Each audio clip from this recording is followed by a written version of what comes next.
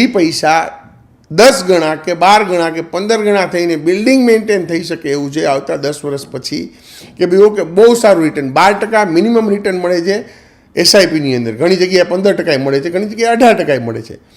જાય છે એવા બહુ ઓછા ચાન્સીસ છે. પણ જો એની અંદર ડિપ્લો મૂકી દેવામાં આવે તો બહુ સરસ થાય એમ છે. પણ નથી થતું. કેમ નથી થતું ખબર છે? કેમ કે કોઈ એક સોસાયટી આગળ આવી અને કીધું નથી કે મેં મૂક્યા અને મને બહુ સરસ રિસ્પોન્સ મળ્યો. મળે એમ જ છે, પણ એ નહીં કરે ત્યાં સુધી નહીં થાય. સોસાયટીઓ પતી જશે. ફંડ જે છે આજે બહુ સરસ ફંડ દેખાય છે, જે આવતા 10 વર્ષમાં એનું કાંઈ નહીં આવે, ચા પાણી એ નહીં આવે. 28 લાખ રૂપિયા એક ટાઈમે કેવા હતા, એના અત્યારે ચણા મમરાય નથી આવતા. ત્યારે તો આ જ વસ્તુ તમે મને વિચાર કરીને કહો જોઈ કે લોજિકલી સીએ આ વસ્તુ કહી શકે છે.